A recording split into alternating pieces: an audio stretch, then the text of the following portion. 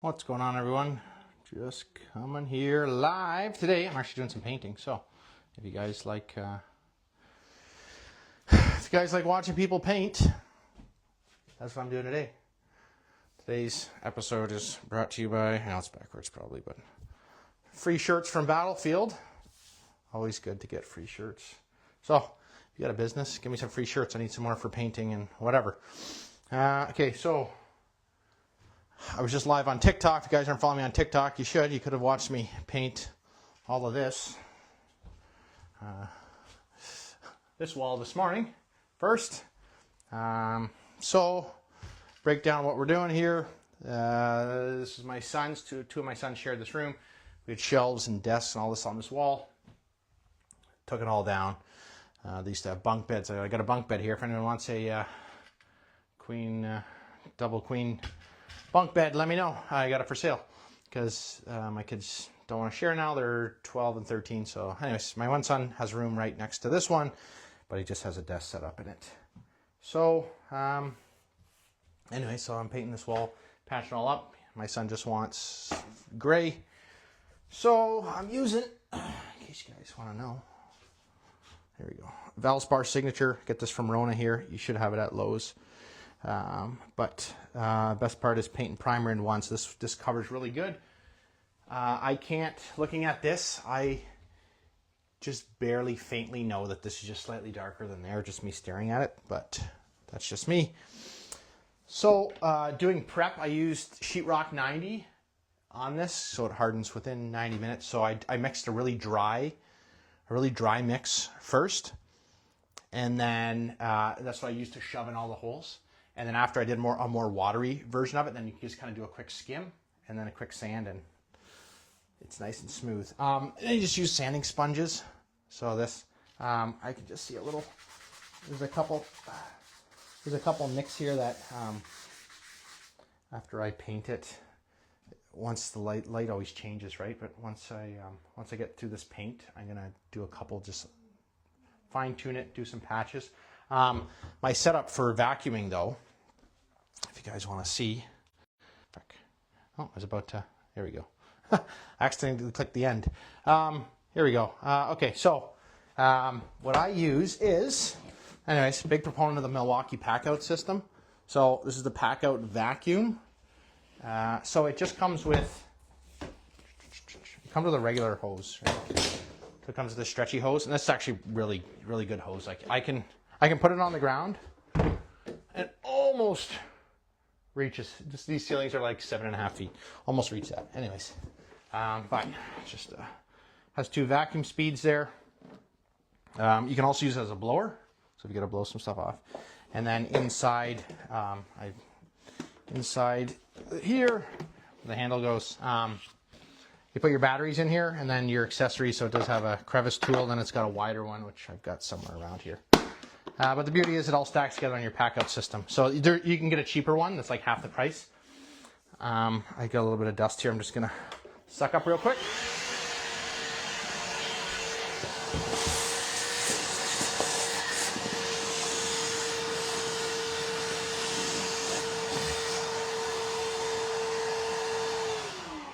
My only complaint is that this only does batteries.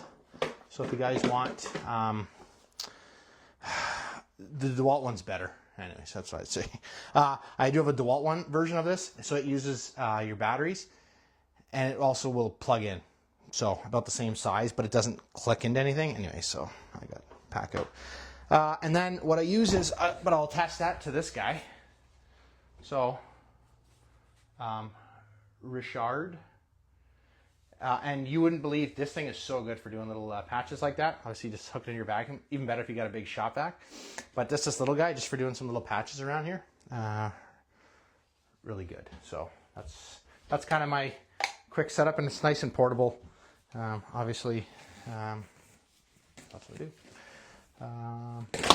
Anyways, yeah. So Saturday morning here, I'm in Southern Ontario, Kitchener-Waterloo area. In case you guys are wondering. It's 20 degrees outside, which is perfect. I got the windows open. I got the one open. I'm going to open the other window right now. But, yeah, it's perfect painting weather. And There you go. So, breakdown of what I use. So I got the Valspar paint. I use these little, you buy these guys for like $1 something. Anyways, it helps keep your, the inside of your paint can clean so that the lid goes on there nice. Everything's stirred nicely. I got my stir stick there. Again, we got KW surplus here, so it's like an army surplus thing. But anyways, I got tray liner inside my tray. That way you can throw the tray liner out, and then you got your inside cleaned. And always buy a really good roller handle. This is a wood one, really thick metal there, so there's almost no flex. And then get yourself good rollers for putting the paint on. And I got my drop cloth, and all my receptacle covers are removed. So I don't paint around them. And the amount of time it takes to paint around that versus just removing 2 screws. And then, of course, whenever you take your paint can lid off, make sure you have one of the little these guys. I find so many of these because I keep losing them and buying them. They're only like $1. So, but now I keep one now. I always keep one in my painting. I got a big bucket for all my painting stuff, and then I keep one in my mechanics tool chest that I got in the garage with all my pliers and wrenches and stuff. So I always know where it is. But you can use a flathead screwdriver, but it wrecks it. And then, yeah, that's pretty much it. I use a sheet as a drop cloth, and I'm just going to cut across the bottom. I'm going to cut across the top, and then I'm going to roll it, and that's how I like to do it. I don't tape anything off. I just edge it with my hand. Anyways, that's what we got going for us. Unfortunately, it doesn't like play music, which is very unfortunate. So, but we got to play music. So, you guys just stay there, okay? I'll be back in 1 minute. I'm gonna bring something retro up here.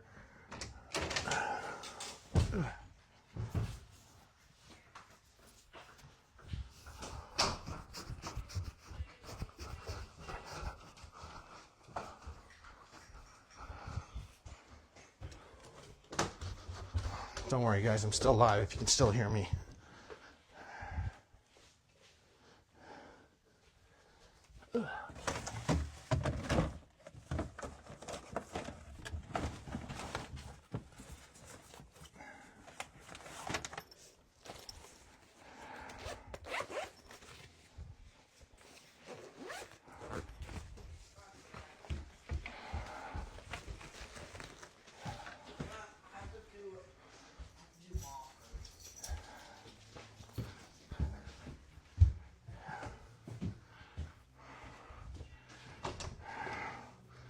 All right, I'm back. Hopefully I didn't lose you guys.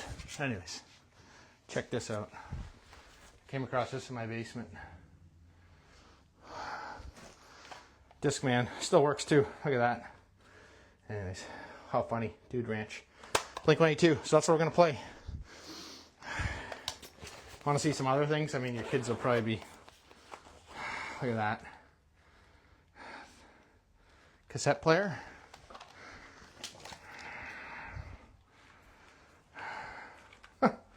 So, back in the day, right? You know, so my first car was a '95 Corolla, had a cassette deck in it, and I had my Discman from when I was in like grade 8. So, yeah. But anyways, yeah.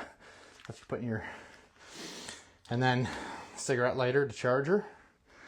That's pretty sweet. Anyways, and then this is the best too.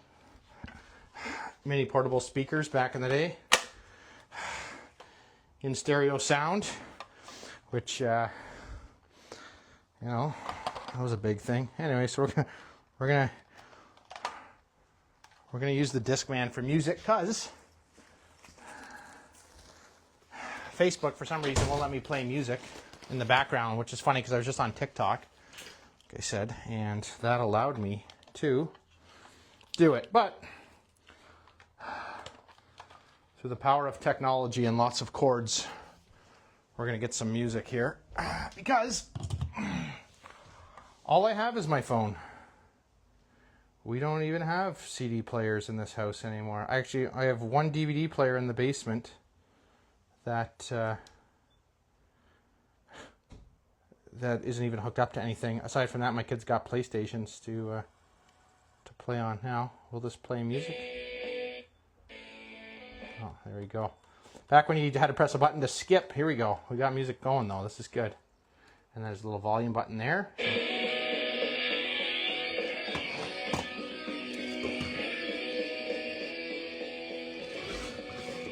Look at that.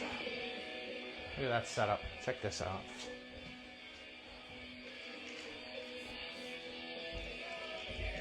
Can you see it? Can we see it? Can we see it? Where is it? There we go. There we go. There you go. Show your kids that one. Anyways, painting this wall today. We got music rocking. We're live here on Facebook. There we go. So, wall's prepped. Ready to go. And away we go. Priming. Or not priming, painting. I don't need to paint because it's got a primer into it. Or you don't got to prime because it's... Yes. I showed you it before. Valspar signature. And that's it. So...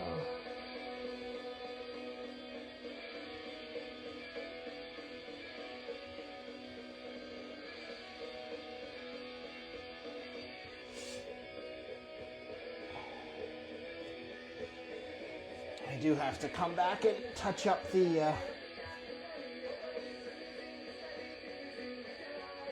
gotta come back and paint the baseboards after, but anyways, that's I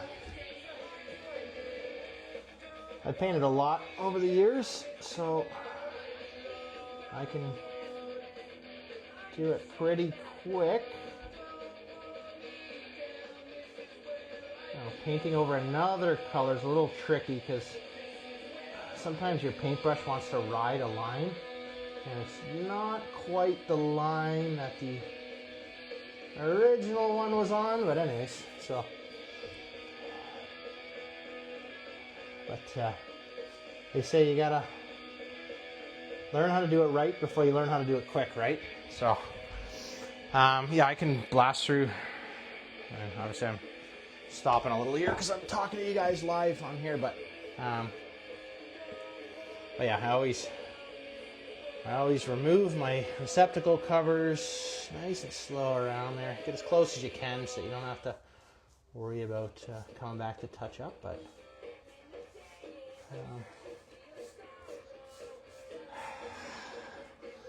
there we go. And then I'll come back with the ladder. And as I always go right to left because I'm right-handed.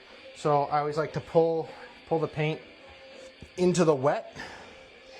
Anyways, I think I learned that on Mike Holmes' show back in the day. So,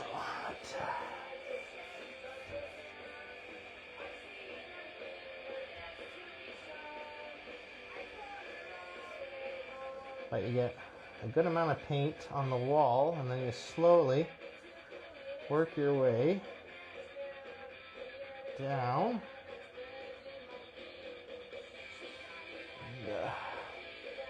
Hopefully you got a pretty steady hand with it. But, like I said, this is almost 30 years I've probably been painting with a brush. So whenever my parents were painting back in the day, or painting our bedrooms and stuff, I used to always do all the edging for them. So anyway, so yeah, practice young, and here I am. And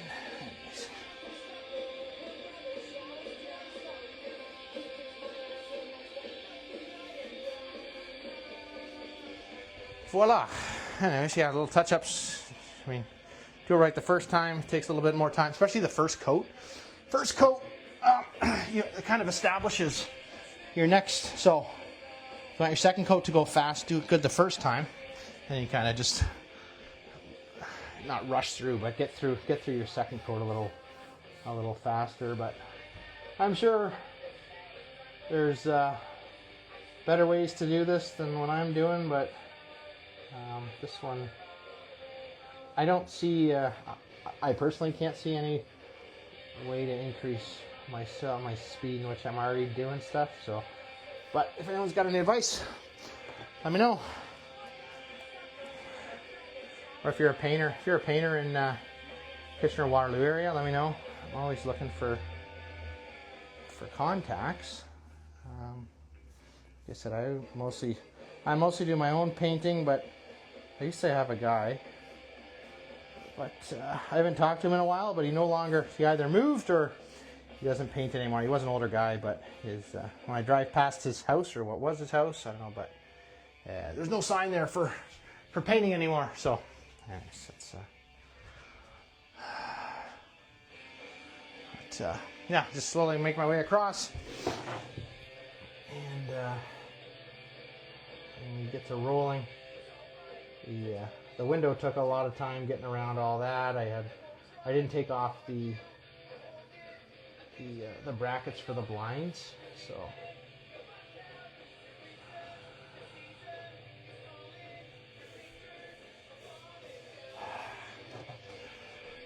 Well, yeah, I don't know if anyone's a fan of Blink-182, but right when I was getting into grade 9, they were becoming like really big. So, anyways, I got, I'm sure, I don't know if you guys can see that now. I got a new tripod, and it doesn't drop as low as my other guy used to do. So you can you can kind of see that now. I'm coming across here.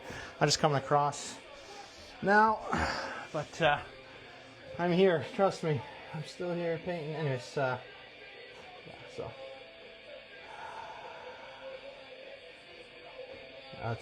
it's fun talking about technology. The fact that I can turn my phone around and be sitting here and talking to the world basically while I paint a wall is crazy. And like I said, but then we wouldn't let me use Spotify while we're on here. But still got all my old CDs. Still got a huge binder of hundreds of CDs still. And it's cool to reminisce. We had some friends and stuff in high school that had their own bands as well. So like I've got their CDs. The ones really good. They were called Clutch. They were really good. Just readjusting that, but anyways, yeah, Clutch. Those guys were good. These guys would play at our. They would play at all of the Christmas concerts and stuff. There we go. Coming across here now. Yeah, good times. Anyways, yeah, it's funny when you listen to songs and it brings you back to certain times in your life. And I can remember some of the songs I listened to. More classic rock songs bring me back to car trips and stuff we had. We used to make custom cassette tapes off my parents' records back in the day. I remember doing that, trying to play between. You got to make sure you didn't touch anything, because if the record player jiggled just a little bit, it would screw up the song. Anyway, so that's fun to think about the good times. Well, the good times just keep happening. They're just different, but the Office quote from Annie Bernard, when you wishing you were in the good old days, before you left them, but the truth is you never actually have to truly leave them. Sometimes you just gotta find a new network or a new community to work with. And there's a bunch of different great quotes that I came across. One of them was like, one day someone was in your life for the last time and you didn't even realize it. If you think about high school and stuff and friends, and all of a sudden, you went to different universities, they moved, and I'm sure they're still out there somewhere. Every once in a while I come across someone from a high school or something online, and cool to see what some people are doing. And sometimes you're like, holy jeez, never thought that guy would become, I don't want, one guy became like an architect, another guy big land developer and stuff. You're like, wow. you know, these guys are like big basketball guys in high school. And anyway, so it's cool to see how people change over the years. But yeah, interior corners are always tricky. So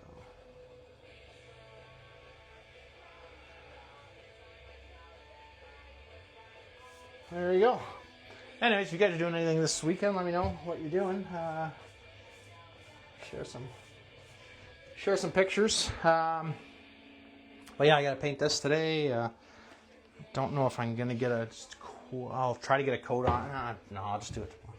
Anyways, gotta do the next coat tomorrow. But it's tomorrow's Sunday, and my kid will want to sleep in here. But I wanted to start last night, and then I go to Rona to get my paint made up, and then they didn't have the base I needed. Even though online it says they had it, I think the lady just didn't want to go looking for it, but what can we do? Yeah, so anyways, interior corner down there. You gotta do a little wiggling, but now I do vertical. And then I'm gonna go back to the start, come across the top, and then meet myself here. But always make sure I'm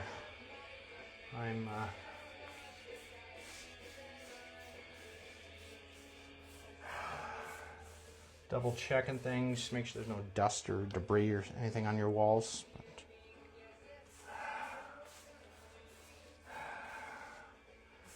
And a good paintbrush is good. Very important to have a good paintbrush. And then these little guys you just pick up from the dollar store. So handy. I use it for in the wintertime as well, you know, for spreading salt around. I got a nice handle on it. Scoop into the salt bucket instead of just using like a coffee cup or something. I used to use, then your hands are in the salt all day, and then it slowly corrodes away at your gloves. Anyway, so there we go. Bottom's done. Now we're gonna shoot across the top. Like I said, I did the window wall this morning on TikTok, so good show out there. There was, I don't know, 300 and something, 320 people, 2,200 likes. So anyways, people love painting on TikTok. Anyways, yeah, my ladder, I've had this guy for years, but just a little two-stepper, two-stepper technically. This top one, not a step. But the nice thing is it'll fit a paint pail, and it actually fits these guys as well. So you got a spot to put your like little screws. You can pop your drill. Your drill actually fits down there if you want. Screwdrivers and stuff can go. Nice little ladder, and then it's just a quick, when you got to get somewhere, quick. Yes. My parents bought that when we first bought our when we bought our first house. Parents bought us that, so that's 17 years old. 17 years old. There we go. Anyway, so I already did the corner there, so now I just got to kind of blend into it. So I'm gonna slowly work into it. Don't get too close, and then pull back, and then I'm gonna pull. Then I'm gonna pull into it. So there you go. So and I'll just do a nice little blend in there, a little wiggle. Done. So there we go. And now we this height's pretty good for me. Anyways, I'm just over 6 feet, so look at this. I can stand on the second step and not hit my head, but I'm at a good height to watch my paintbrush. So talk about gratitude. I'm grateful I'm exactly the height I am. So let me just slowly push that up. And I'm sure people have seen paint videos before, but it just as long as your corners are tight, like so. This ceiling actually, I don't know, it would have been like 3-4 years ago when we first did this bedroom. this had a popcorn ceiling, so I scraped all the popcorn ceiling off, then I skim coated 2 coats of mud, sand in between. Got a nice flat ceiling here. So my corners are nice and nice and square, which is good for me. And then, like I said, you just always just blend down. And then come across and yeah, and keep rocking with this. Yeah, like I said, these open walls are nice because nothing's in the way. I mean, I got to deal with my kid's bed and their desk is in here. I pushed everything else out to the hallway, but yeah, nice.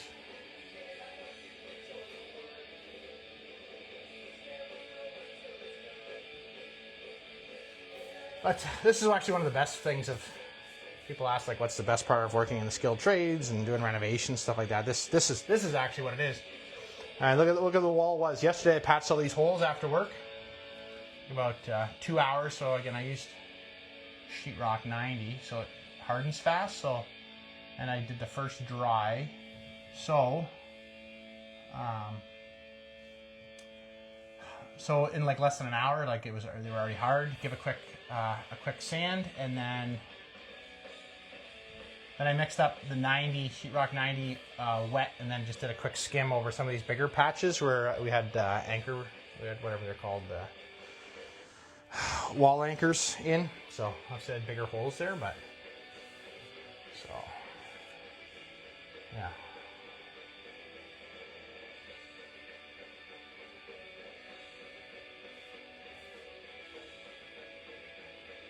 And it just takes a little bit of time, a little bit of patience, and a steady hand. Doesn't help if you got shakes, but and you just kind of let up as you blend it in, blend it down, and then when I come back with the roller, I'm going to make sure I cross that good. So, anyways, that's.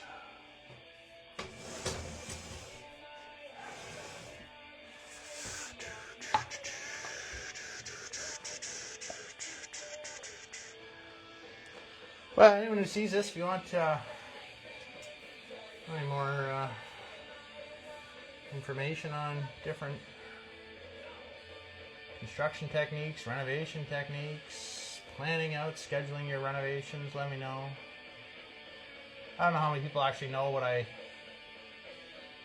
actually do for work a lot, because kind of all over with stuff, but I do work for a big contractor here in Waterloo region, Malul Blamey Construction.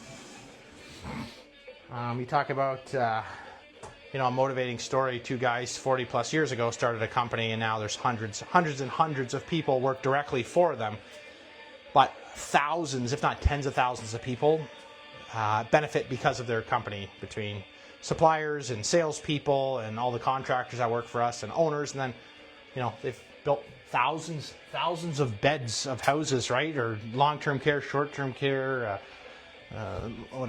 short-term rentals, long-term care stuff, retirement homes, houses, apartments. Just build it all. Like, it's just absolutely amazing. Like, I've been with them for over 17 years in total. I did take off for 2 years, 2018, 2019, and ran my own renovation company. Anyways, which best decision of my life, because when you learn, like, you don't truly understand what your bosses are going through unless you've lived in that situation before. So for me, like, I never had employees myself, but I had someone relying on me to get the renovation done, and people, hey, Paul, yeah, cutting in, time consuming but enjoyable. Yeah, well, at least, it's more time consuming is trying to tape everything off and then trying to fix bleeds, right? When I did the stripe originally, I just did a quick skim over it. I sanded it all down, then I did a quick skim. But I used frog tape originally, so frog tape yellow, I think it is. It's better than the green stuff. Anyways, but I have like super clean lines here.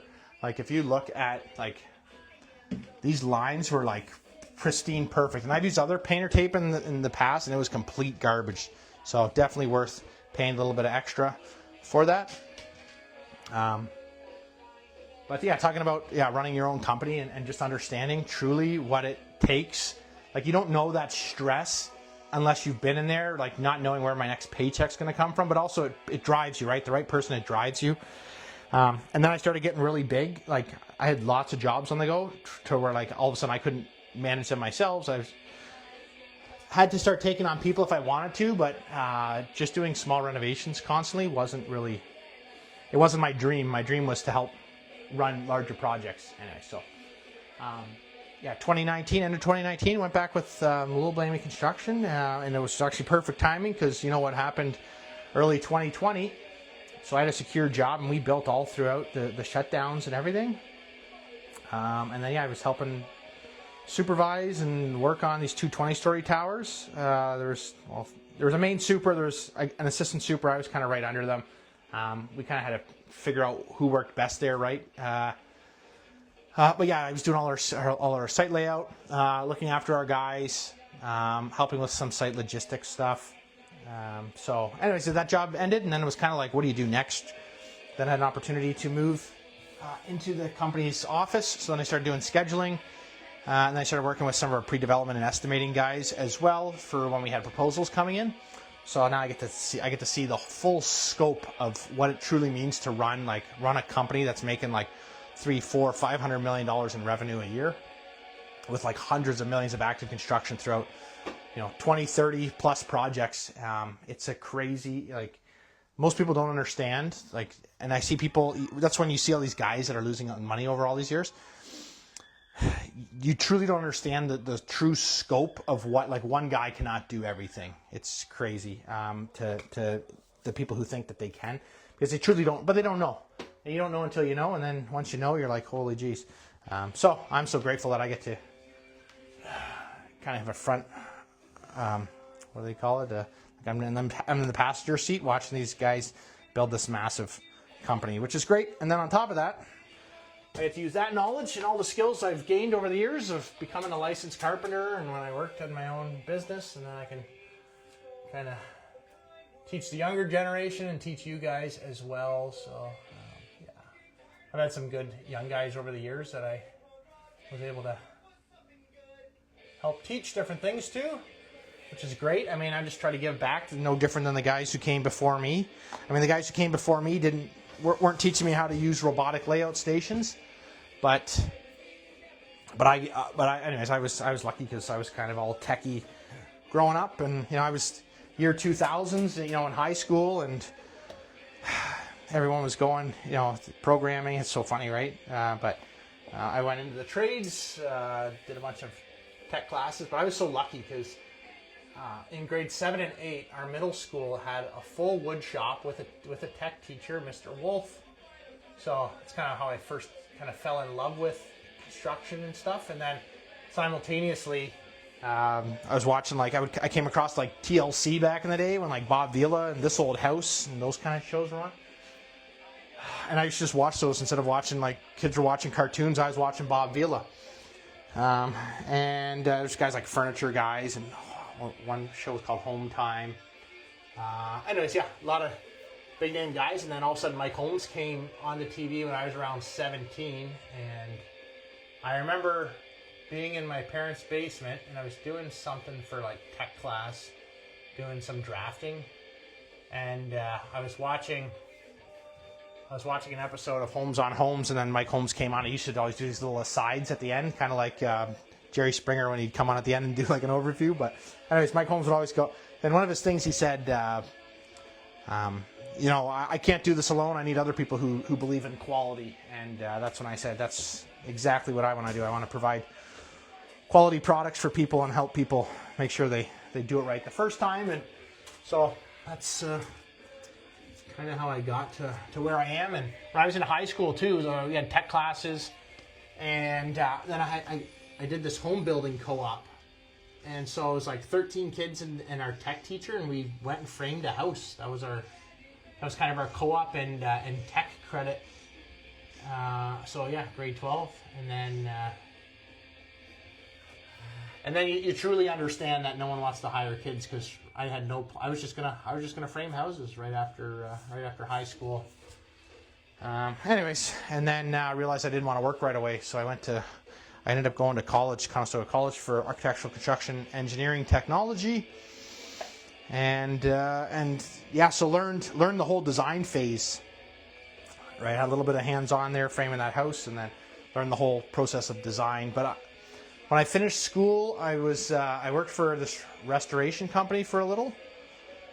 I got laid off from there. Anyways, they were having financial problems. They ended up going bankrupt like a year later. But I had that job anyway. So I was doing some estimating and stuff, fire and water restoration, and then that's when I applied for all the big contractors then. And actually, in between, while I was waiting to get another job, I worked for an interior designer and realized I do not want to do AutoCAD drawings all my life. That was so mind-numbing to just sit there all day and just click lines. So, anyways, but I always had a dream that I wanted to be a carpenter and learn how to renovate houses, because I wanted to be able to renovate my parents' house for them, which we did back in 2018-19 time frame there, when I was running my own company. So, anyways, we renovated my parents' house for them, and looks real nice. And, open it up, double islands. Anyways, big change to the property from a 1970s little confined kitchen that was like 10 by 12, and now they've got a 20 by 30 space or something opened up with double islands and stuff. So, walkout deck. We built a walkout deck. It used to be their window in their kitchen. We took that out, and it was 5 feet, so it was perfect to put a door in there plus a side light. So that's what we did there. And then we built a 2-tier deck because it was a split level house. So you'd have to go to the lower living room down 3 steps. Then the deck was there. So now you can walk out and so you can barbecue and then go right into your kitchen. And then the dining room sink, because we opened everything up, the dining room window became where the sink went. We just shrunk the window in and then put some siding on the outside to patch it in. So all different techniques. So, yeah. Anyways, yeah, so if you want pick these up. Anyways, telescoping poles, because now you don't have to bend over. So this is a 2 to 4 foot one. Anyways, I picked this up from KW Surplus here. So we've got a surplus store, but $20, $18.99. Anyways, $20. I have 2 of these because I lost one and I had to buy another one. But I have a long one too. The long one's nice because once you have it fully extended, you can just do ceilings and not have to, like, it doesn't hurt your shoulders at all. You just kind of hold back and you can just kind of rock and do ceilings. So that's a little tip for you with that. But anyways, no bending over. It helps your back, especially if you're getting old, like my wife reminds me that I am. But I still feel young at heart. And there we go. Anyway, so yeah, time to roll this wall. So I got my paint in my tray. I got my tray liner in there, and I always do sections. So I do like an M shape, V shape, whatever you want to call it, N shape. Anyway, so I'll do each wall into 2 sections. I don't know. It's just how I've always done it. So is it right? Is it wrong? I don't know, but it works for me. Some things you get some leeway with some of this stuff, right? So, but and then what you want to do is whatever way you're going across, you want this guy to be always going in the direction, because there's going to be more pressure where this bar is than on the other side. So you kind of use that to kind of float. Anyways, so now see what I did. And I just did a video about this too, laying down floor protection. But this is my own house, so I'm not as a stickler for it. But again, I could spend time taping all that out, but I won't. Anyways, that's so I kind of just go up and down and find. Anyways, but because I'm covering multiple colors too, like I want to make sure that it's going on heavy enough. So, and then if you want to go, I'll put it that way just to put down a heavy coat, and then I'll flip back over, and then that'll just kind of help feather it in, because you're gonna get more weight always on that bar. And then I just get as close as I can to the corner, just kind of blend in where I cut in. And make sure you don't press too hard, because you don't want a heavy line there, and then all of a sudden you're going to see a line, right? But anyways, yeah, that's I'll bleed that up, and we'll see how well this does over the, like I said, this is a paint and primer. Now, I've used this I've used this paint a couple times, but we'll see how well it does with some of these patches here. So, anyways, so then I'm just gonna fluff that corner for a sec. So I'm gonna start down here and then work my way up. I just kind of do whatever I want because I'm sure there's certain methods to certain techniques and stuff, but anyways, I just this is how I always do it. Yeah, it seems to work pretty good.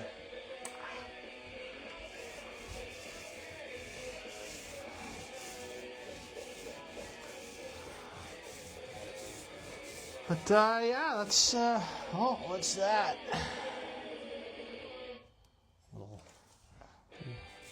Little weird thing happening with the paint there, which I don't know what that is and why it's doing that.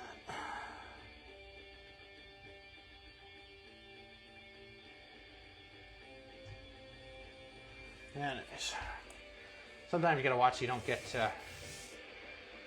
weird little blobs and stuff. So,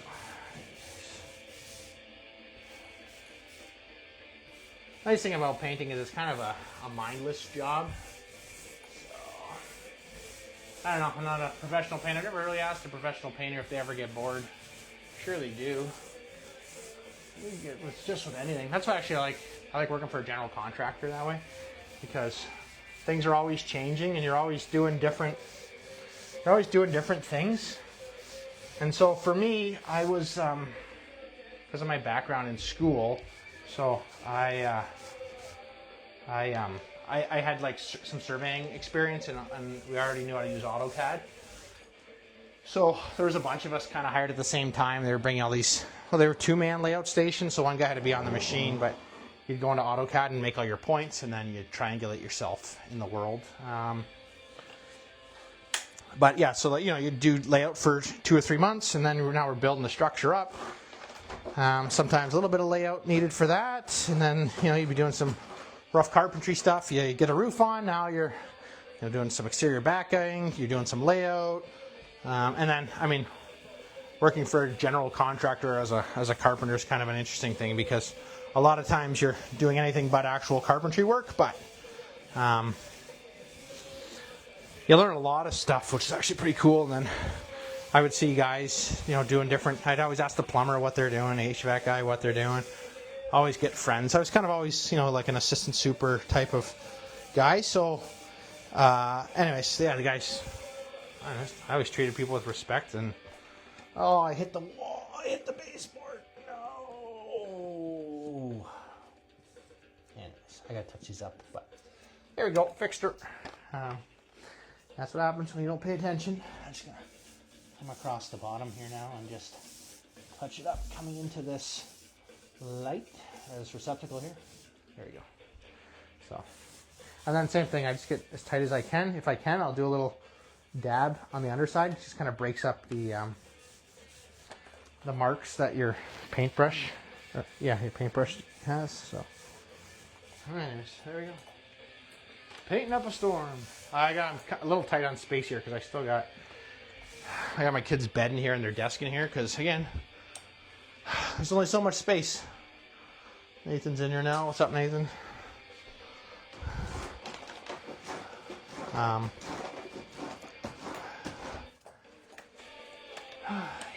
But anyways,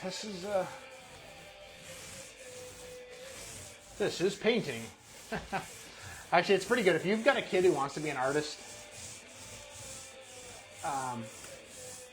get into the trades, do something like painting, and then upsell yourself to clients and say, hey, I can do a mural for you, or you know what I mean? You never know where something could come from, or you could gift pictures as well. So yeah, if you're an artist, reach out to like real estate agents and stuff, and you could use your art to either stage a house or they can use it as a gift, or they can commission something. I forget what the show's called, but there's a lady and a husband, but she always does like a watercolor of their house, and gives them a painting of it, so that so when they hand the house over, they've got this watercolor of what their house used to look like or whatever. So anyways, that's a cool little thing. So anyways, running low on paint there, so I gotta, but yeah, I don't know if I mentioned this, but I always use these little rubber guys go on your paint can, and then you don't get paint there on your lip, so it's easy to put your lid on after. So but yeah, I'm gonna pour some paint in here, and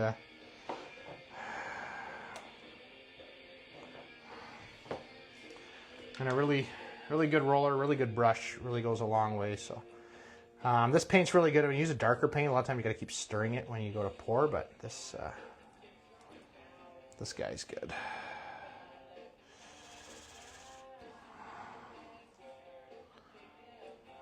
And there we go.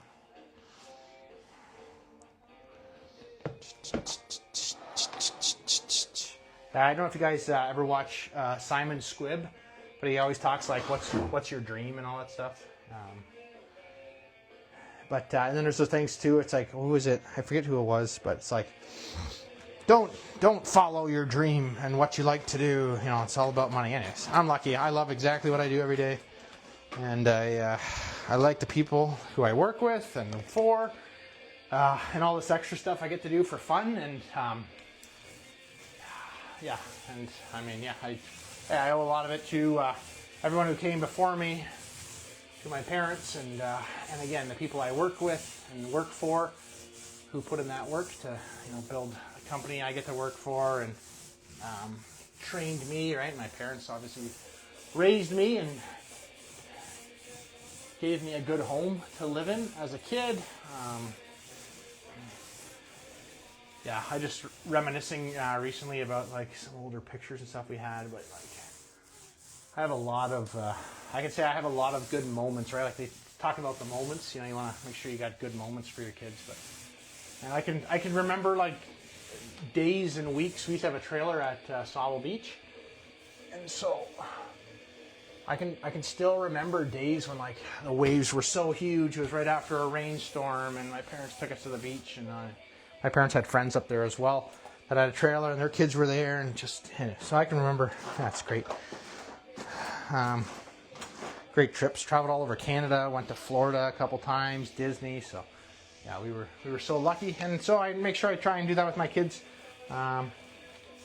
So we took our kids to Disney, although we took them when they were like 3 and 4. My youngest were like 3 and 4, and they don't remember any of that. And my youngest remembers most of when he went when he was 5. But anyways,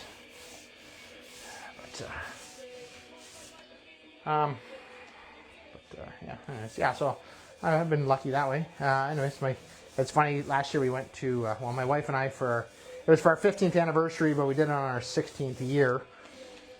It was our 16th anniversary when we were over there, but we went out to England. So we were in London for 4 days. We did like 2.5 days of like self-discovery ourselves. We just got the city passes, and then we had a tour planned. So then it was 1 day around London with the tour company, and then we and then we started traveling all over Great Britain. So I went to Stonehenge, we went to Bath, Stratford, we went to Wales, Cardiff. It was actually pretty cool. I got to run around Cardiff, Wales in the rain because I was doing my workout challenge there. Ran around Cardiff Castle, which was really cool, running downtown. All the little bars and stuff were going off. Yeah, Nathan, Simon Squibb. Yeah, so talking about, people's dreams and all that stuff. And, anyways, but my dream, so talking about dreams. So thank you for putting that. Go back to my rant that I was on. So he was talking to somebody like, oh, what's your dream? This and that. Like, can you remember a good moment in your life? And this lady talked about something with her grandma or whatever, and there's like, yeah, unfortunately my grandma just passed away. She had whatever, Alzheimer's or something, right? So he's like, well, maybe there's a way you can honor her by doing something with Alzheimer, and I think the girl's a writer or something. So he's like, you can write something. But I can remember like being like 5 or 6. So we've got there's 5 kids in our family. So I have 2 older sisters. One's a year older than me. The other was like 6 years older, whatever. And then I have a younger brother and sister that are 5-6 years younger than me, and they're a year apart. But I can remember my dad building bedrooms in the basement and being like, I don't know, like 6 or 7 years old, and just sitting on a couch and like watching him frame walls. Well, he was a millwright by trade, but I can remember that popped up in my brain. Like I just remember like whatever it was, 5 or 6 years old, just watching him build stuff around the house.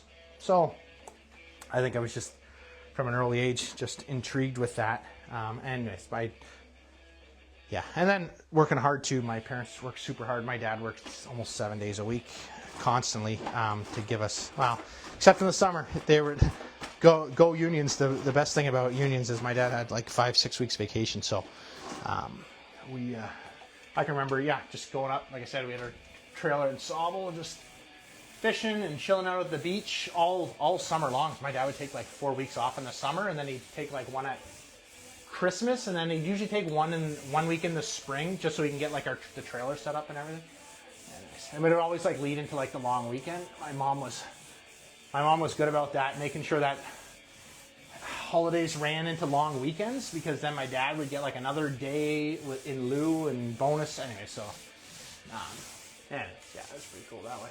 But yeah, that's how I learned a strong work ethic from my parents, and from all the people I worked with before. I posted a picture a while ago, and it actually got really good traction on LinkedIn. But it was talking about how like it was like, thank you for raising me, and it was just because you think in the construction industry, like someone else's dad, it's no different than like, you know, if your mom's a teacher and she's teaching somebody, but like it's like someone else's dad is teaching me, you know, basically how to be a man, how to properly act and present yourself, you know, and that's a big thing that you don't have in all industries. You don't have necessarily, you know, if it's a startup company, you don't necessarily have a 50-year-old guy, which is funny when people talk about, you know, like getting rid of old people in business and stuff. It's like, no, you need these guys. And yeah, you know why they're so hard on you and tough on you? Because at some point you gotta wake up. And this is what I said, like when I ran my own renovation company and then I went back to working for a contractor again, it's like, holy geez, like I understand exactly why they're doing what they're doing and stuff like that, because I was in that position. I understand it. And so, you know, I'm sure these older people, and they've seen it before, they've seen people get too over anxious and rambunctious, and all of a sudden, you know, their business goes out of, you know, they go out of business. Or you see all these real estate guys, and the big one with Ty Lopez recently, right? Like, gotta buy the cars, gotta buy whatever. Meanwhile, how many celebrities do you see that are like driving an old Accord, or they're driving an old Tacoma? I forget who it was recently. It was someone. But they're like, you're driving an 03 Tacoma or something like that, 2003 Tacoma? I was like, yeah, what's wrong with it? They're like, oh, I thought you'd buy something fancier or whatever. I was like, okay, what? So you can buy a truck now with a fancy screen that's going to break on you?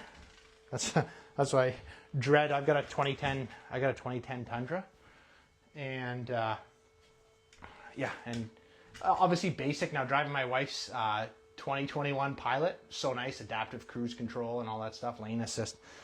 But I don't have any tech. But guess what happens?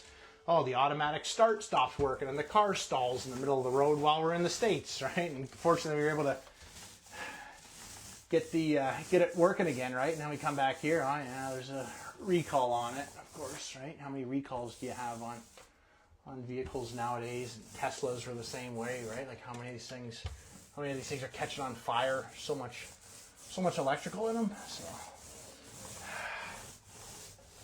there's my old man rant on a log for the day. But you know what? I think I was talking to some guys at work about this too. Like we were so fortunate in the time zone that we have grown, especially in construction too. Because like I said, we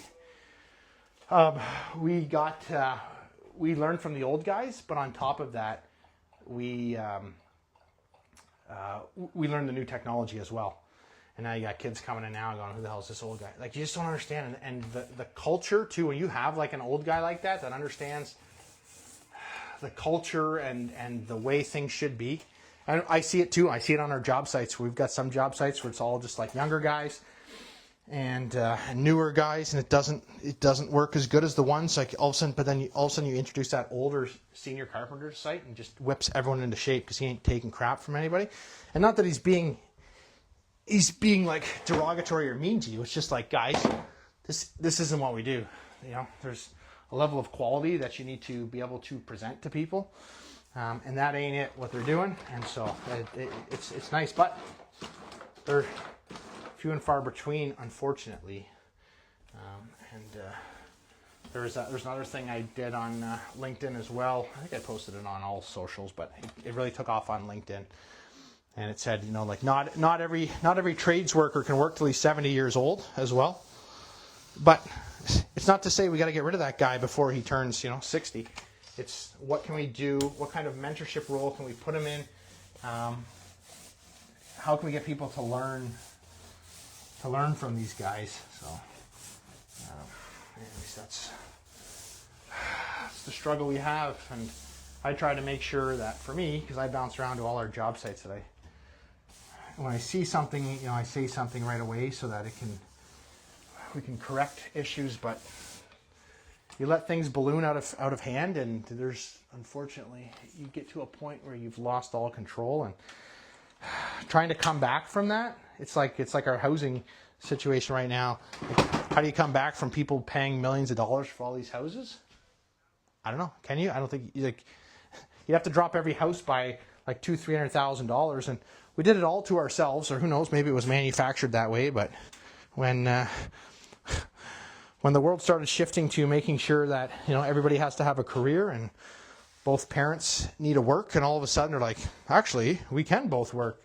Oh, and if we both work, we can actually buy that bigger house and bigger house and bigger house. And then all of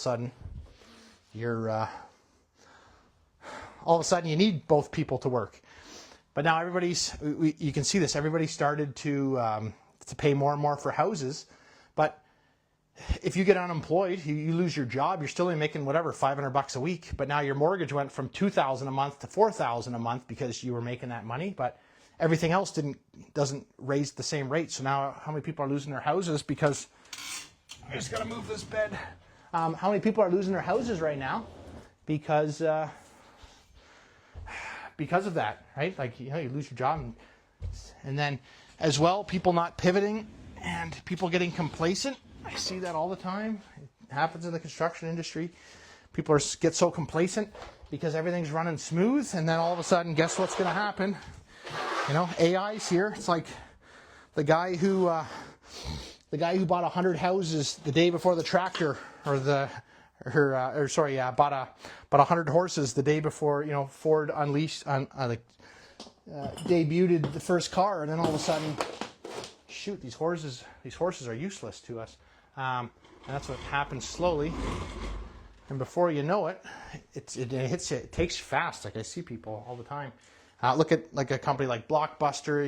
You can say Sears. Like, these guys all got taken out by other companies because they didn't want to adapt, and they couldn't see what was coming. But anyway, I see lots of people popping on. What's going on, everyone?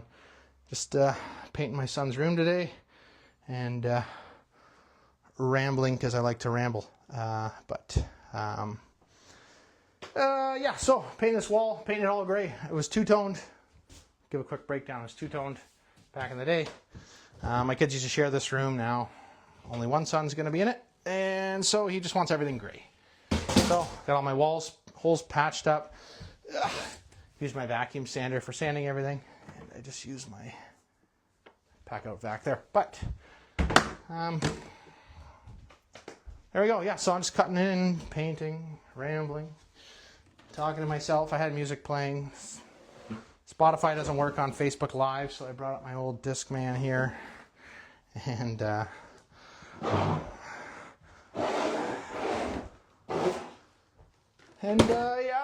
here we go. So, yeah, I was, anyways, yeah, I don't know. I like painting, kind of. I wish I wasn't painting right now, but I don't mind painting, but hey, that's the life of a parent, right? You gotta paint your kids' room for them. So, but yeah, I got a really good paintbrush here. Cutting in so nice and slow. Get close to the edge and just drag across. Cover that old gray, and there we go. Just like that. Get close to my receptacles. Always take your receptacle covers off. I hate people. You know, the amount of people who say, homeowner didn't pay me to take the receptacle covers off. Like, are you serious, man?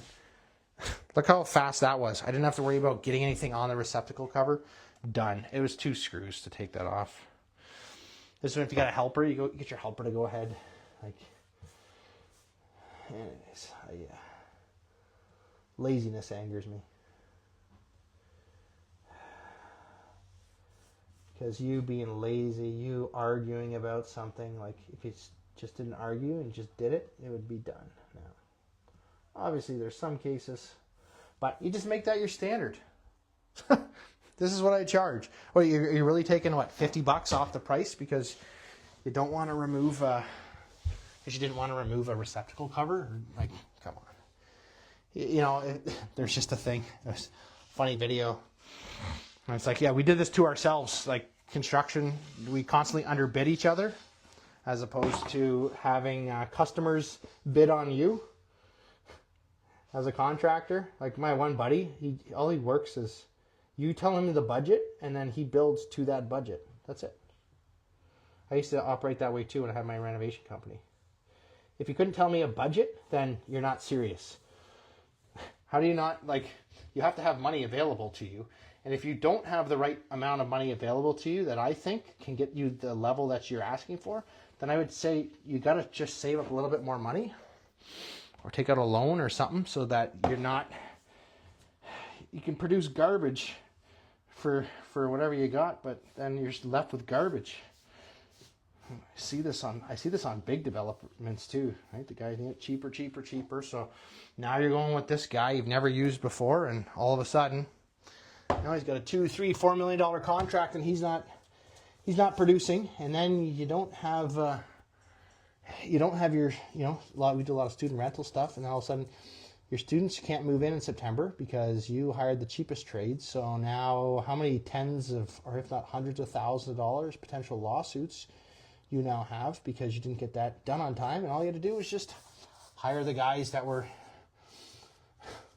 capable of doing it. And so it's the problem. I see it over and over and over again. I never ask my plumber or electrician, HVAC guy, I never ask him for a quote. I say, I just need a price. This is what I want done. What's the price to do it? And if they go, okay, whatever, $10,000, this, okay. Then I go, okay, how can we save some money there? Well, instead of, 16 pot lights, let's put an 8, and then we'll put a center light in, and that just saved you, whatever, $600, $800, $700. And the power's there, the power's easily there. So someone in the future, if they want to add extra pot lights, you just gotta fish them in. But yeah, like the best story I ever had was when I was running my renovation company. So this guy messages me, yeah, looks like you do good work, this and that. I made sure I always had everything on social media and Instagram, Facebook, and Google. I had everything on back then. Yeah, I do good work. He wanted to come see, so I was working on my parents' house at the time, so I said, come check out whatever this kitchen renovation we're doing. He's like, oh, wow, everything looks really good. Yeah, I need you to price out my basement for me. I said, okay, what do you want to do? He's like, yeah, basically there's windows down there. I just needed basically 2 bedrooms and an open space. Okay, so then I go there. The guy's like, okay, yeah. So he's taking me through his garage. He's like, yeah, I want to build a wall here, and we're going to section off here so that there's entrance to the basement. I was like, okay. And then we go down the basement. He's like, yeah, okay, so under here, I want to put the bathroom. And of course, there's no plumbing there. Okay. And then, yeah, 2 bedrooms over here. I'm like, okay, well, one didn't even have a window. So I'm like, hey, you're going to need a window. And then he's like, yeah, and then a kitchen over here. I was like, didn't you say you wanted to spend like 20 grand? He's like, yeah, all needs to be about 20 grand. I said, and I laughed. I said, I bet the framing and insulation and drywall will be 20 grand. And sure enough, that was like 19,500. Because I was like, what do you want for the kitchen? I don't know. What do you want for the bathroom? I don't know. I said, okay, well, I'm just going to price it out for framing. Anyways, it was 20. It was just the material was 20 grand. He wanted to spend 20 grand overall. I told him, and there's square foot numbers that work. Like, if you're doing a major renovation to a house, new kitchen, whatever, bathrooms, bedrooms, you're like $100 a square foot.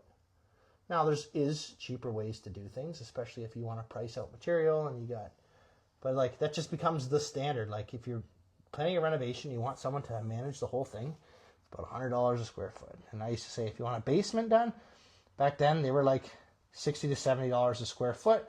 If you wanted a bathroom, add another 10. If you wanted a kitchen, add another 10. Again, all of a sudden you're at, $100,000 for a 1,000 square foot basement. Like and the numbers always work, and that's roughly where you're at. It's a good starting point. And if somebody says no, it's too much, then it's like, well, change the scope or save some more money, because it's just going to be a nightmare and a disaster for you if you move forward. And I've been called back so many times to places and friends who didn't listen to me and went ahead with a cheap guy and thought it was all going to work out, and it didn't. And then the guy's suing them, and now all of a sudden they're out money and paying for lawyers. And if you can't properly articulate and you don't have contracts done properly, that's the biggest thing. So you always want to make sure you're dealing with legit guys, and they're going to make sure they got contracts and all that stuff. And you're going to sign it, and when there's changeovers, they're going to get you to sign change orders and all that. And this is all part of the process to protect everybody, to make sure you get exactly what you want, and they get paid, and they produce what you want, and that's how the world goes if you want things done properly. So, yeah, it's a little rant there. Don't skimp out on your renovations. Plan for the future, that's another one a lot of people forget about, right? So when I did this room, this bedroom had none of the bedrooms up here had lights. So actually no, they did. They had like a weird pot light or something. There used to be a closet here that I took out. So anyway, I moved all the lights to the center. Actually, there was just enough wire that I was actually able to just shift them over. So but these ceilings all had popcorn ceilings, so I scraped them all, skim coated them all. And then I added in extra electrical. So there was no electrical on this wall, so I added in 2 switches there. There was only one receptacle here, I think. One of these, there's only one receptacle on this wall. So I added 2 more in. And because now if you put the bed here, you've got 2 receptacles for your nightstands there. If you want to put your bed here, you've got receptacles. Anyway, so lots of different options. And then over here, it was the same thing. So anyways, there's one receptacle here, but this one's, I don't know if you guys can see that. Anyways, on this wall, there's one receptacle there, which was fine because that's where the door opens. You're always going to put a dresser there because you never want to walk into your bed. So one receptacle there was fine. So thinking about options for the future. So we did have my kids did have they had bunk beds, so they had it here. So they did have power for like plugging in their whatever iPad or something if they wanted. But now my son's desk is going to go here, so he still has more than enough power there. Bed's going to shift over where the desk was. So we planned ahead of time, and we make sure we do this too. This is if you're doing a big development project, you want to make sure you have a model, like what we call it, a model suite, whatever, a mock-up suite. So we'll do that. We'll pick 1 or 2, like 2 or 3 of the common units, and then we'll lay everything out. So once everything's framed up, well, first we chalk everything on the ground, get everyone to walk through. Yep, is this making sense? Where's the kitchen's going to open? Where the cabinet's going to open? Do we got closets? Okay, swings all work. Will the furnace fit inside that closet? That's a big thing. Sometimes they're not designed properly. The guy uses a certain size, let's say a 2 foot by 2 foot. Well, the new furnace is 2 foot by 2 foot. So sometimes you got to make a couple more inches bigger. Sometimes they've got wardrobes and stuff. They want to fit into certain cubbies to save money instead of putting in proper closets. So we have that too. Anyway, so we do all layout. Cool, everything's good. Then we stud everything, and then we'll get all our trades to to do all the rough-ins on those suites, and then we'll do a walkthrough of everybody. Do we like the receptacles here? No, because let's measure for a queen bed. Yeah, a queen bed, if you're going to put, the average person's going to have a queen bed. Move the receptacles 1 or 2 inches that way. Add an extra one here. Delete that one over there because it works for code anyway. So I've got that background in that. So I kind of anyway. So that's how I think when I'm planning out my spaces. What can be used in the future? Where are you going to put furniture placement? But these are all little things you learn to over time once you finish off a space. I did that with my kitchen. I should have put an extra receptacle in the corner. So now the Keurig cord has to run across. Anyways, a little pet peeve, but should have added an extra receptacle there. Yeah, you can never have enough receptacles in your kitchen, right, nowadays.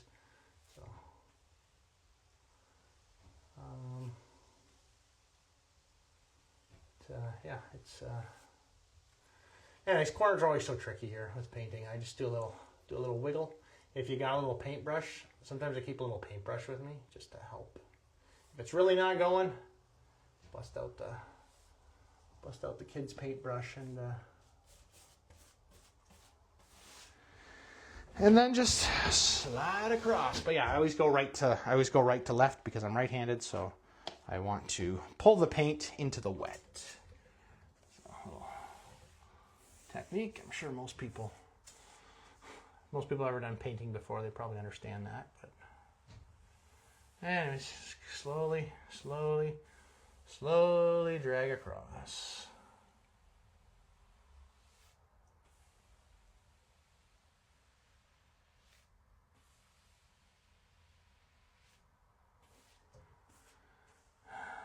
And then you just gotta make sure that you're covering up all the little green. So.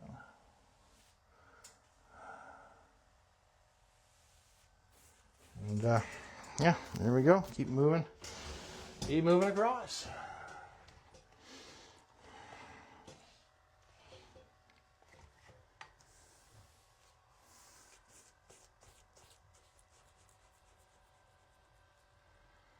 But yeah, if you got a really good paintbrush, and a lot of times too, paint starts to harden on your paintbrush. So sometimes in between coats, it's good to wash your brush, especially if you're doing like new drywall. You pick up a lot of dust and stuff from the joint compound on your paintbrush. So it starts to get all crusty and it doesn't flow as good. So just a quick wash in between coats will help you as well. Just relieve some of the frustration when you're trying to do some of these cutting in. But once you get good at cutting in, it starts to save you so much time. It depends how much you care too. I'm such a stickler for paint and walls. Like I just shudder when I see I should have patched that hole or whatever. So depends how OCD they say you are on it, but I am super fussy with my own walls. I've had to try and break myself out of that because I spend way too much time skimming and fixing walls in between paint coats. What are you really getting out of it? Like no one else is noticing these things. But you know what? Sometimes even if no one's going to see it, you still want to make sure it's done right. I remember we were installing insulation, so 2 foot by whatever it would be, 6 foot, 8 foot sheets of insulation board on foundation wall. And then we had a pin gun to pin it onto the concrete. So we're blasting away, and I put one of the sheets upside down. And now you have to think, they're backfilling right behind us. I put one of the sheets upside down from how you would normally read it. And the carpenter assistant supervisor working with, he's like, whoa, never. He's like, take the extra second. He's like, someone 10 years from now excavates this and sees that, they're going to think, what a sloppy contractor. So, same thing with putting drywall on a wall, especially the exterior stuff like Den's glass. If you drive by a lot of places, you'll see that it's all facing the same way. if they put house wrap on, they'll make sure it's all facing up.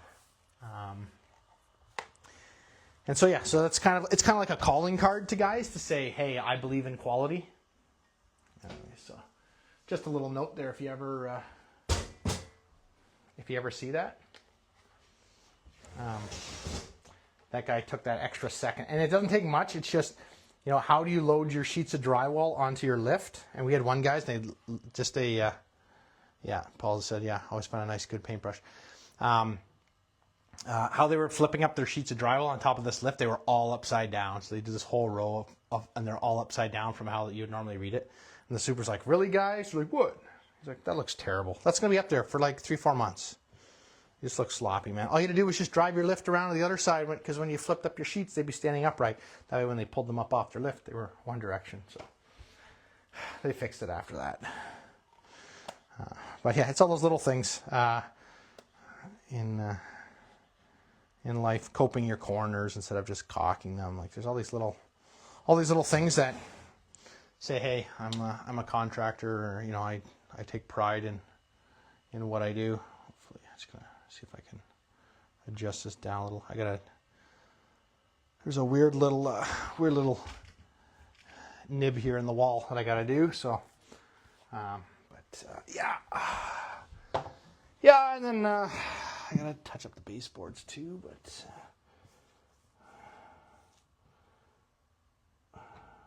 just slide right across.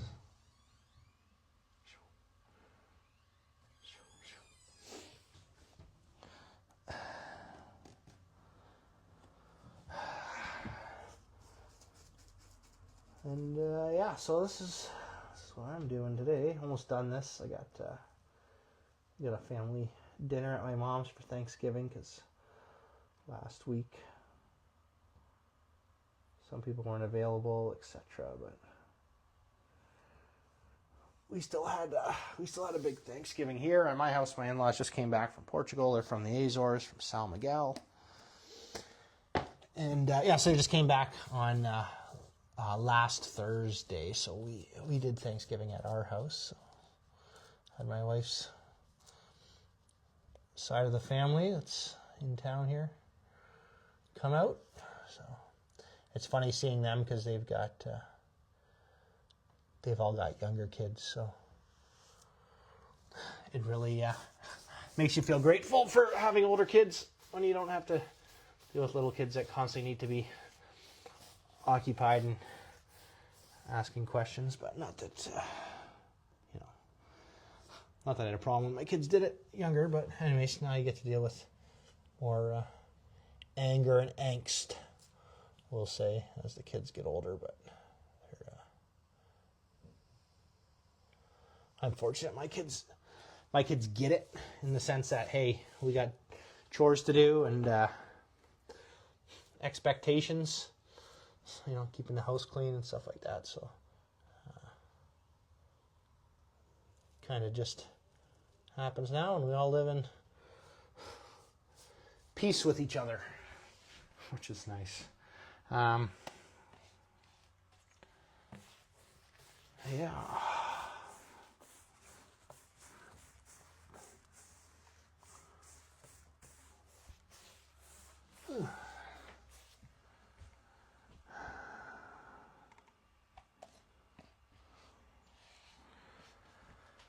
Oh yeah, so anyway, it's nice, a little relaxing. I started a little late. I wanted to start painting this like 8 this morning, but then I told my kids not to sleep in this room because I wanted to start early, but you know, they wanted to sleep in here, so whatever. I started around like 10. But I had to do the sanding. I finished doing all the sanding and moved some furniture around and out of the room, and then I had to help my wife load up her car. She's got a craft show today, so if you guys want any custom candles, wax melts, they also do like custom pens and pencils and keychains as well, but their big thing is the candles. But company's called Sable and Co, S-A-B-L-E, and then C-O.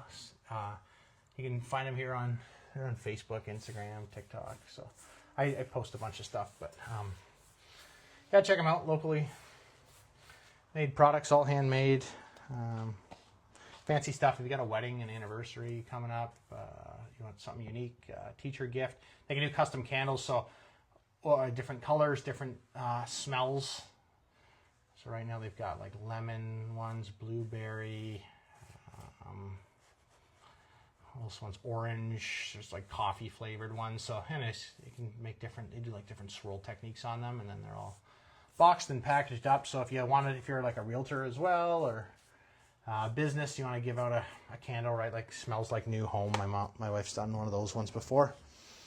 And what is coping a corner? Yeah, it's like a miter, but you cut the profile out so that when it goes together, if it doesn't fit perfectly at a 90, you don't see it. So if you search up coping, trim work, coping, or wood, yeah, you'll see what it is. It's for corners, especially. You especially have to do it with crown molding, because just to make your corners tight. Because when you get to your corner, most corners aren't a perfect 45. So yeah, it's just a technique in cutting your corners, where one piece goes in flat, butt cut, and then your other one you kind of you use a coping saw. That's why they call it coping.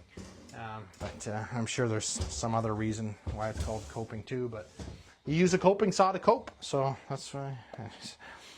But yeah, it just gives a better finish, especially if you have like a colonial style baseboard. Now, if you have like square cut baseboard, which a lot of people are using nowadays, we just use that. We just butt it into each other, and we don't even worry about 45ing it.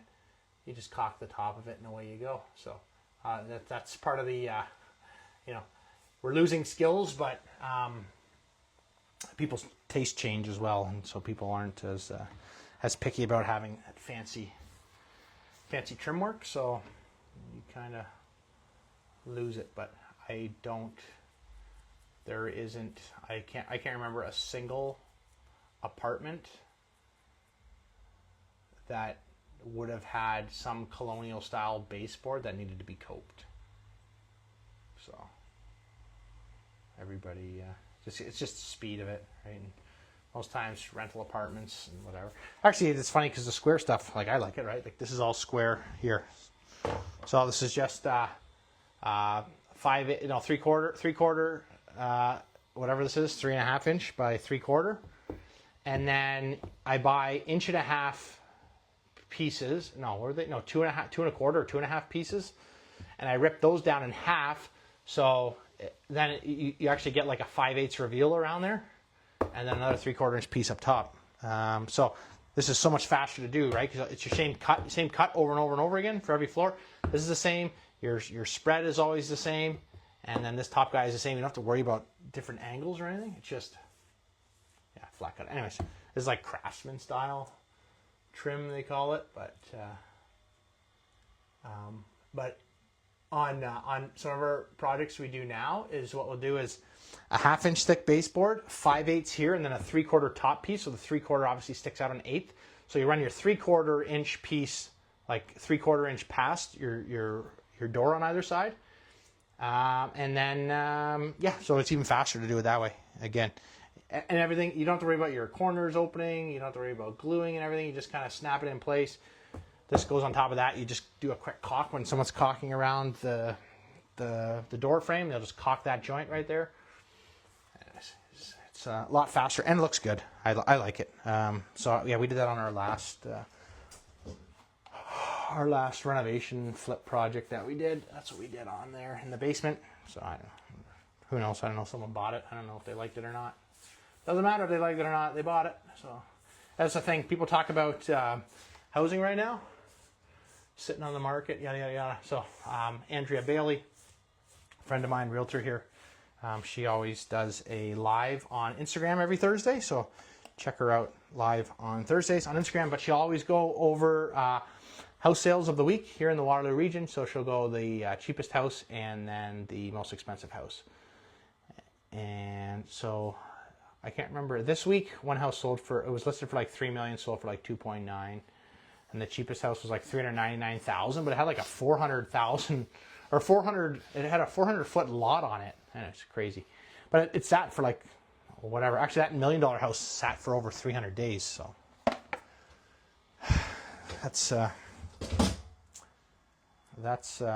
what happens. But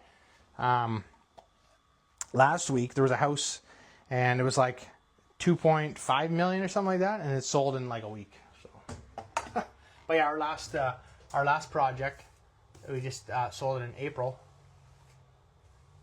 We had it on the market for 3 days, and someone gave us a firm offer but low, and then we threw a high offer counter back with him. He said he didn't want to do anything with it, and then a week later comes back and gives us a way better offer, and sold. And he wanted a 21-day close. So you talk about being able to do a fast close like that. We were lucky. Our tenants had we were renting. The tenants had just moved out, so we benefited from that. And 21-day close done. So to say houses don't move, like there's proof. There's a couple different houses in all different price ranges too. There's one that sold for like $399. It was sold in a week. There was a couple recently, not too far from here, from me. They were listed at $599. Probably needed like 80 to 100,000 of work into them, but they'd for sure be worth like $850 to $950. So those houses are out there, and people always looking to sell. And I like to say that it's always the best time to buy real estate, but not every house is the best one to buy right now. That's kind of my little phrase I like to say. So, but there's always deals to be had, and I know tons of people that are getting stuff off market now as well. But and like I said, lots of stuff on market. And you know what the biggest thing is? I think people just they shy away from actually looking on like the MLS, because it's just like thought that there's no deals on there, because that's what people tell you. But you know what? Deals every day. Hey, the guy who bought our duplex, he got about, I'm gonna say 30 to 40,000 in equity, but we still sold at 100,000 more than we owed on it. So, and we technically had $0 in the property as well. That was just owed on the mortgage. We owed $620 on the mortgage, and it sold for $720. So, there you go. That's a little info. Oh, hey now, I'm dropping my phone here. Trying to adjust it, but yeah. So there you go. So still making money. Everybody's making money. That guy got a nice legal duplex, and their realtor can't complain because they made money for very little effort needed on their part, right? Aside from getting the thing up and running for marketing. And yeah, so everybody made money. Everybody. Buddy got equity. Me and my brother made money. And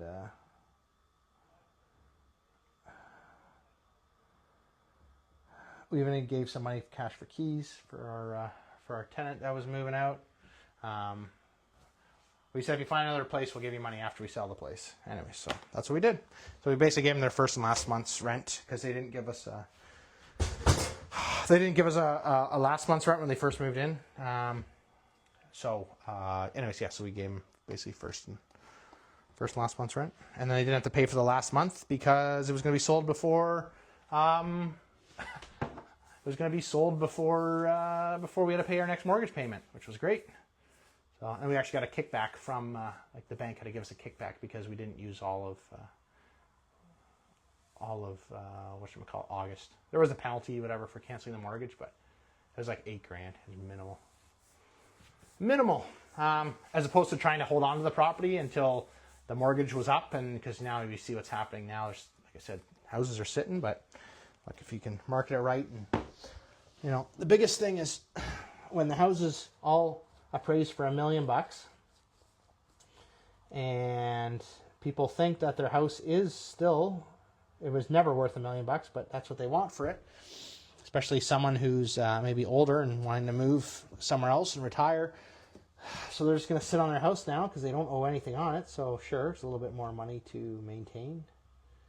and keep it every month, and, you know, higher property taxes, whatever. But when you don't owe any money on the actual house, what do, right? Like, why move? And you know what, you know, 2, 3, 4, 5 years from now, when the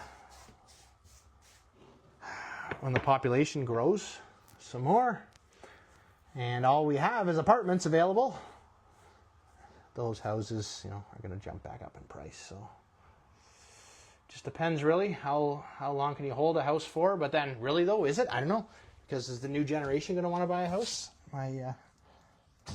My oldest son talks about not buying a house because why does he want to go into debt for the rest of his life? So this makes sense when you think about it. So just kind of different mindsets on this. Yeah, so we got that edged. This is a little tricky.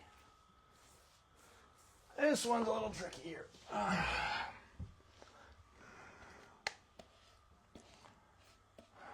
just gonna put a little bit more. Make sure we got good coverage there. Just gonna brush all that. Yeah. So now I gotta roll. Heads will roll. Okay. So again, I always work right to left. Everything I do, I work right to left. So that's what I'm gonna do. So I got this wall, and then I still got this wall to do. 210. So I still got some time. Yeah. So let's start here.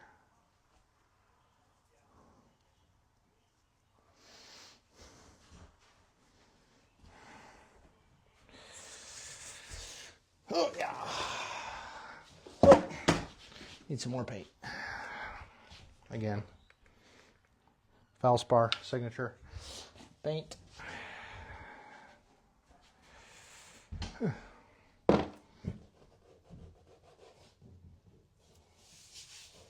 sure I put my hand down and I got paint on it. Anyways, that's okay. So I did get 2 cans. This room's a little bit big. This was actually this house was originally a 3-bedroom, sorry. So my primary, as they say, and then there's a smaller room beside this, and then what is now my ensuite was a bedroom. So my ensuite's what would it be, 12? It's like 12 by almost 12 by 20 feet, because it was a bedroom. So there's 2 bed. It was a bedroom, plus they had 2 bathrooms. Anyways. But at some point they built an addition over the garage and over this living room. So, anyway, so yeah, this is basically another master bedroom in size. So you could easily fit a king bed in here. So, yeah. But anyways, history of the house, which it's so funny. This house, I still live in the same neighborhood I grew up in. This house, I used to drive by it, and they had these ponds and stuff in the front, and what do they call that? A water wheel and stuff. And I used to bike past this house and be like, yo, that house is so cool. There's archways and stuff. So the owner who did that, I guess his son was a landscape architect. And in the back, of course I couldn't see it as a kid, but in the back they had a pond and all these different things. So for I don't know, it was a project for school or something. The neighbor said that he did all his parents landscaping, yada yada. Of course, the guy who bought the house off of them he was a single guy, and then he met someone else, and he was just renting out these rooms. So this house was in absolute horrible shape. The floors were mostly carpet. Cat and ant and dog stains everywhere. Bathrooms were leaking. Just terrible job, right? Just shoddy landlord. Anyway, so I came in, ripped up all the floors, upgraded all the electrical, new kitchen, took out all the load-bearing walls in the main floor, So that's one thing. So we do our measuring and we're like, okay, well this this wall shouldn't be load bearing. It doesn't make, like, this wall would not be load bearing. It didn't make any sense. Of course, you can't see it because obviously there's drywall up, right? But doing measuring and like looking the way the joists run in the basement, we're like, yeah, this can't be load bearing. And it didn't have any like major point loads or anything. It was just like one wall. Anyway, so I go to demo. Sure enough, load bearing. Not only load bearing, but it's got main plumbing stacks in it. It's got main electrical feeds. All the main electrical feeds to go upstairs are in it. And then supplies for all the bedrooms for HVAC. So anyways, brutal. Anyways, but got through it. It's a good thing I got a background in design and whatever, so I was able to just quickly do a SketchUp for what size beam I needed. And actually, it's just it was a 4-ply 2x10 is what I needed to do. Do you use DAP for caulking? Yeah, I use DAP. Or Alex Plus is, I don't know if that's by DAP. But anyways, yeah, just use regular caulk. Now, there is one, and I've got it outside. I'll do a post about it if I remember. But it's more flexible, so it costs like $1 or $2 more per tube, but it's like perfect for baseboards, especially like MDF stuff. Over time, the MDF dries out a lot faster than other stuff, especially depending on where it was sitting in when you bought it. Could have high moisture levels in it. But yeah, so you want the better caulk. You just got to make sure that when you caulk, that you don't rub too much off. Like when you caulk something, there should be a little concave amount left over. Like you shouldn't see a 90-degree corner, and that's where a lot of guys, they wipe off way too much. I see it on all of our high-rise projects constantly. That guys just wipe off too much, and then sure enough, they're bad. That's number one thing on deficiency lists is always miscellaneous stuff like that, caulking and all little touch-ups. And there's so much. It is actually astronomical when you think about 120, 160, 200 unit building. Like, there's a lot of corners that got to get caulked and double checked, and you got to make sure you got the right systems in place and the right guys signing stuff off, and the right trades, the competent trades that make sure that, I mean, you learn the stuff over the years, like all the different scope gap stuff that's out there between little transition membranes with waterproofing, and yeah, that's always a big one though that gets brought up. Who's caulking the vanities? That is brought up all the time now in our pre-development meetings. It's always brought up. Who is caulking the vanities in the kitchens and counters to backsplash to drywall to trim. Who's caulking those?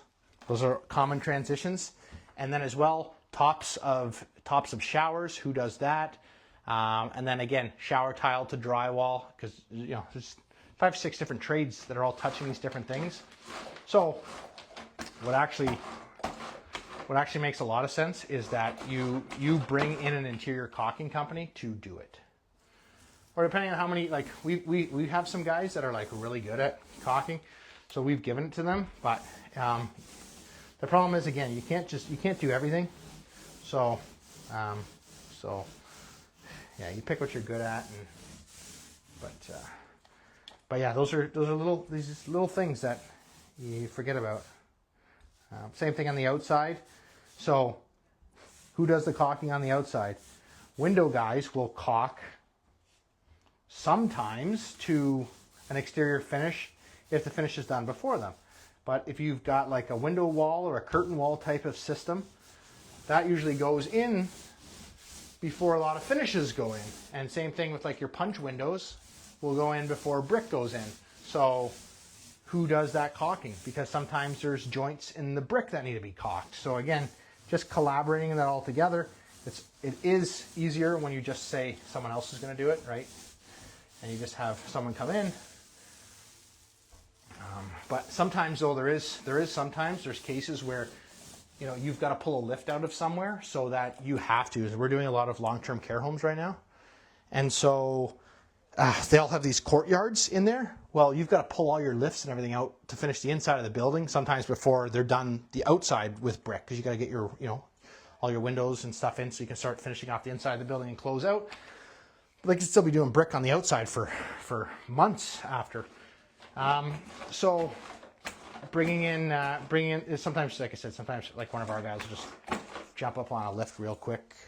Or if they've got scaffolding set up, you just hop on the scaffolding real quick and just caulk one or two, control joints and stuff for around windows but that's all stuff, it comes out in your planning, right? Your site logistics, planning out your site, just making sure that all that stuff is thought about ahead of time, so that you're not left in the end and then you're trying to do it off a ladder or, bring scaffolding in later. It's way easier. When you've already got other scaffolding up there, you've got a lift. Usually the guy's got to bring a lift in because they'll spray it off. Anyway, so it's all part of the planning. Because how do you get a man lift in there and out of there, and when are you bringing it in? And yeah, logistically, it can be a lot of work. But hey, that's why you hire the guys who know it and who have done it and have experience in it. Because they're going to make sure that everything is planned properly. And I just hit the baseboard again after I just thought to myself, don't hit the baseboard. So that's okay. Like I said, I gotta touch these up. Once I've done the walls, I'm gonna touch up the baseboards because it's been a while.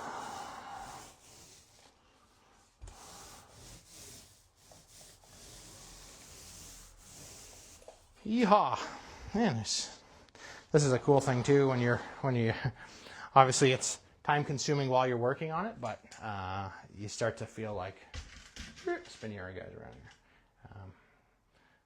You start getting pumped because you're almost done, right? Like I got this wall, and then just the shorter long wall, let's say, is what I have. Is what I got left here, but yeah. Actually, rolling. I mean, look, you can roll really fast, and yeah. If you guys are in town, this Tuesday night, I believe it is the Tri-City Real Estate Meetup with Curtis Reitzel. It's on Riverbend Drive at the Keller Williams. So that's this Tuesday, I believe. Check out I did post it, or shoot me a message if you guys want to come. And next Wednesday, which I believe is the 29th, Andrea Bailey and Corey Bahadur, I don't know how to say his name properly, but they have the Real Estate Investor Social, is what they run. Both great events. They're both, it's funny, they're both Keller Williams guys, but a little bit different stuff to talk about. So Curtis is currently working on a 10-plex development project here in Kitchener. So he's kind of been walking through us every month. How he's getting his CMHC financing and design stuff. And then Andrea, she brings in guest speakers. So I spoke last month there about return on investment, the top 5 projects to do for return on investment. And then they had April and Kyle, who do financial planning. They're really good as well. If you guys want to do like infinite banking or whole life insurance, stuff like that, they can set you up with that. And then they're all brokers, so they get you the best deal out there. So yeah, wealth of knowledge. If you got young kids, definitely you want to talk to those guys because they can set them up. Basically, if your kid can put in about $30,000 by the time they're 20, they'll retire with like $2 million on average, and if they don't touch the money till they're 80, they'll have about like $6 to $8 million. So that's. I told my son, he's 16. I said we gotta get him.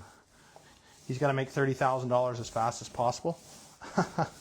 And then set himself up for life. And basically by that point, the dividends are so great by then that it actually pays for itself with the profits earned. So that's how it kind of, you got to get to that certain number. Then you never have to put money in yourself. But obviously there is a cost to it every month. It's just once you start getting enough dividends back and returns, then it starts covering for itself. And yeah, so obviously, yes, when you pass, your estate will get that money. So it's basically a way to you can set your whole family up for life by making sure you've got the right insurance nowadays. And of course, they brought up, it's like, if this is so easy, how come nobody does it? They're like, because nobody truly, I don't know, understands, wants to put in the work and the effort. I don't know what it is, but actually, you know what? I should have them. I should do a Zoom or an interview with those guys for my own personal stuff, and so that you guys can truly see, because that is, to me, the best thing you can do is if you can set your kids up for success like that. So that's definitely something I'm going to look into and make sure I get planned out for my son and for my other kids as well, but they're a little bit younger. Sure, you can start putting the money in now if you needed to, but you don't necessarily need to. But there you go. That's I gotta move everything out of here, and then I gotta get a small paintbrush because so I'm gonna sign off here in a sec, but I think I can switch it.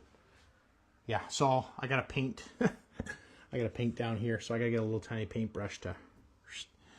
This goes into planning out your house properly, and then obviously we use thicker trim nowadays than we used to use. But this is like I said, this is an addition part. Normally you want to make sure that there's like 2 inches there, so you always make sure you got a 6-inch return from there to there. That way, when your door opens, it opens just past 90, and I gotta put right now it'll just opens past 90 once you put a floor stop on there. But if you got that full 6 inches, then you just get that little bit of extra room coming in. But anyways, thanks everyone for stopping by.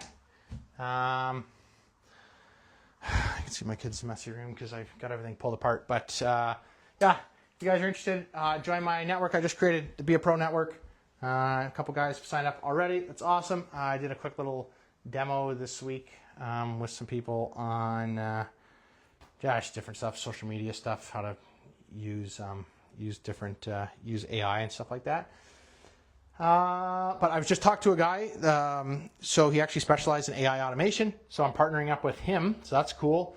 I'm just waiting for him to send me some stuff to announce that. But if you guys need automated systems to help, whether you're a realtor, wholesaler, all that stuff, if somebody emails you or tags you or goes to your website, whatever you got, we can get AI stuff to automate all those processes. Same thing if you're a contractor. He's working on with a bunch of contractors right now, so that after 5 o'clock when they go home for the day, the AI chatbot takes over for them, and then the AI will, if it's an emergency, it then reaches out to the guy on call. If it's not an emergency, then it just says, hey, thanks for calling.